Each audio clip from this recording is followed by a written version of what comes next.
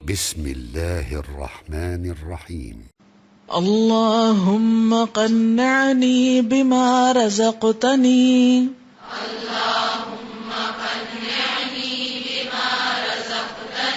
وبارك لي فيه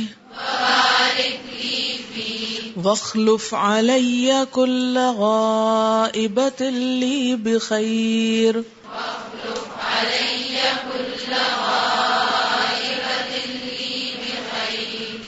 اللہم اے اللہ قنعنی قناعت دے مجھ کو بما ساتھ اس چیز کے جو رزقتنی تو نے رزق دیا مجھ کو، یعنی جو رزق تو نے مجھے عطا کیا ہے اس پر مجھے قناعت بھی دے۔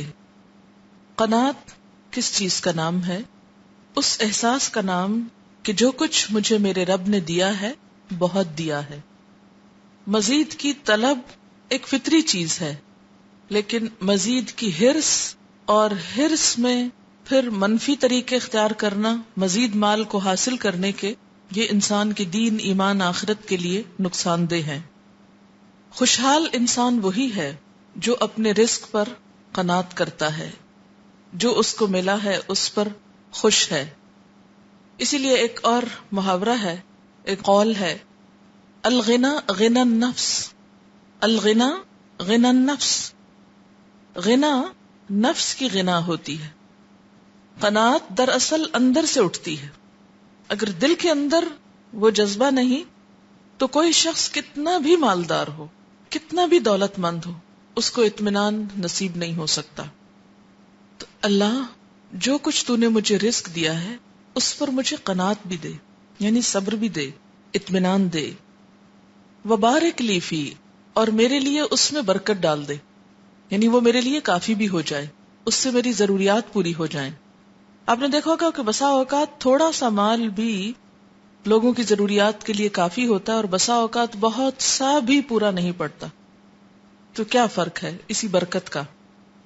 تو اللہ جو تو مجھے دیتا ہے اس میں صرف ظاہری چیز نہ دے، اس کے اندر کی برکت بھی دے۔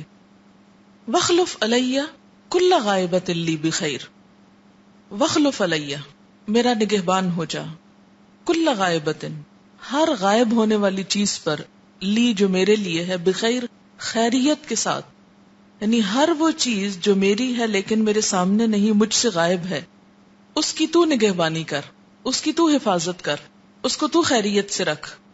مثلا اس وقت آپ یہاں موجود ہیں، ہو سکتا ہے آپ گھر کو لاک کر کے آئے ہوں، بے شمار چیزیں جو آپ کی ملکیت ہیں، آپ کا مال ہے، آپ کی پوزیشن میں ہے، لیکن وہ ان اٹینڈڈ پڑی۔ اسی طرح آپ کے جسم میں بہت کچھ ایسا ہے جس کو آپ براہ راست لک آفٹر نہیں کر سکتے۔ مثلا آپ کا ہارٹ، آپ کے لنگز، آپ کا لیور، آپ سے تو غائب ہے نا ان کا فنکشن۔ آپ کو نہیں معلوم کہ وہاں خدا نہ خواستہ کون سی ڈیزیز پنپ رہی ہے۔ تو ان چیزوں کو بھی دیکھ بھال کون کر رہا ہے؟ اللہ تعالیٰ۔ تو یا اللہ ہر وہ چیز جو میری ہے لیکن مجھ سے غائب ہے، میں اس قابل نہیں کہ ان کی حفاظت کر سکوں، میری غیر موجودگی میں ان کی حفاظت تو فرما۔ کتنا بے نیاز کر دیتی نا انسان کو، کتنا بے فکر کر دیتی۔ اچھا آپ نے دیکھا ہوگا کہ عام طور پر ہوتا کیا ہے کہ جب ہم بیٹھے ہوتے ہیں نا پڑھنے، ایک دم خوف کی لہر اٹھتی ہے، کہیں خدا نہ خواستہ ہم کو کینسر تو نہیں ہونے والا، پھر آپ کہتے نہیں توبہ توبہ۔ اچھا یہ خیال کیوں آتا ہے؟ وہ کسی کی کہانی سن کے آئے ہوتے ہیں نا آپ، کہ فلاں شخص کو ایسے کینسر ہو گیا اور اس میں وہ مر گیا۔ اب وہ کہانی تو بھول گئے آپ، لیکن اس کا جو خوف ہے وہ آپ کے دل میں ہے۔ اچھا وہ خوف کس وقت اٹھتا ہے؟ جب آپ خاموش ہوتے ہیں نا، جب آپ بولتے چلے جاتے ہیں تو وہ سب چیزیں دبی ہوئی ہیں، لیکن جب آپ یکسوئی سے خاموشی سے پڑھنے قرآن بیٹھے ہیں اور آپ آوازیں بھی نہیں ادھر ادھر کی سن رہے، خود بھی نہیں بول رہے، بالکل خاموشی، اب کیا ہے؟ دل کو موقع مل جاتا ہے بھولی بسری کہانیاں یاد کرنے کا، اور پھر اس میں خوف اٹھنے کا، اور کبھی کسی چیز کی فکر ہو رہی، کبھی کہیں کی پریشانی آ رہی۔ مثلا یہاں تفسیر جب ہوتی ہے، آپ صرف سن رہے ہوتے ہیں نا، آپ کو بہت زیادہ اپنا دماغی کام نہیں کرنا پڑتا، لہٰذا کیا ہوتا ہے، لکھتے لکھتے ایک دم یاد آتا ہے، اچھا وہ فلاں کام کرنا ہے، وہ چیز بھول آئی ہوں، وہ تو ٹوٹی گئی ہوگی، وہ تو گر گئی ہوگی، وہ بچے کو اسکول سے لینا ہے، آج اس کا فلاں فنکشن ہے، آج اس کو تو کاپی دینی تھی، وہ تو لینی ہی بھول گئی۔ مثلا بہت سے ایسے فکریں جو ہم پال پال کے اپنی صلاحیتوں کو زنگ لگاتے ہیں۔ اس وقت اگر ہم بیٹھ کے 20 دفعہ بھی سوچیں نا کہ گھر میں فلاں چیز ٹوٹ نہ جائے تو کر کچھ نہیں سکتے. ہمیں بیٹھنا تو یہی ہے نا جب تک چھٹی نہیں ہو جاتی. تو اس لیے سوچنے کا کیا فائدہ؟ یہی دعا پڑھے یا اللہ جو پیچھے ہے اس کی تو حفاظت کر. اچھا کئی دفعہ کیا ہوتا ہے اب گاڑی میں بیٹھ جاتے ہیں آپ کو خیال آتا ہے پتہ نہیں گھر لاک کیا کہ نہیں کیا. اچھا پتہ نہیں گاڑی لاک کر کے آئی ہو کہ نہیں کی. مجھے لگتا ہے کہ آج صحیح وہ لائٹیں پتہ نہیں بند کی تھی کہ نہیں, اور جان نکل جاتی ساتھ ہی, روح فنا ہو جاتی. اس کا نقصان کیا ہوتا ہے ایسے توہمات کا کہ جو کرنے کا کام ہے اس کو ہم پوری طرح نہیں کرتے, اس میں ابزارب نہیں کرتے اپنے اندر. اور شیطان کی یہ چال ہے, حربہ ہے, وسوسہ ہے کہ جب آپ کوئی اچھا کام کرنے لگے تو اس میں اتنی خلل اندازی کرے کہ اس کا آپ لطف نہ اٹھا سکے, اس کو پوری طرح انجوائے نہ کر سکے, اس سے فائدہ نہ اٹھا سکے, یہاں آ کر بھی نہ آئے اور بیٹھ کر بھی نہ پڑھیں اور لے کر بھی کچھ نہ جائیں. تو ان چالوں سے حفاظت کے لیے یا نماز میں آپ دیکھیں کیا ہوتا ہے, نماز میں کیوں زیادہ خیال آتے ہیں کہ وہ ہم بولنا جو بند کر دیتے ہیں اور کچھ کرنا بند کر دیتے ہیں, خاموش کھڑے ہیں.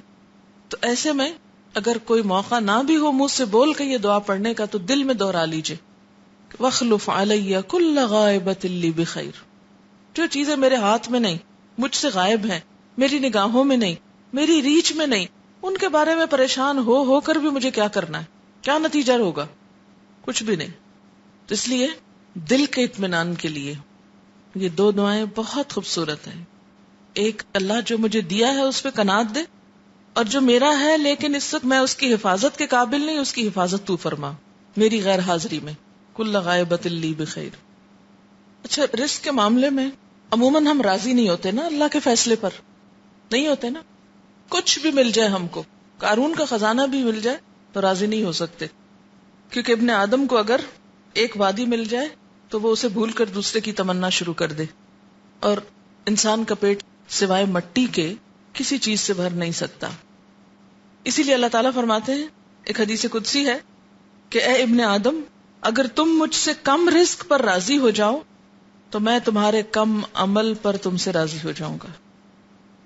اللہم قنعنی بما رزقتنی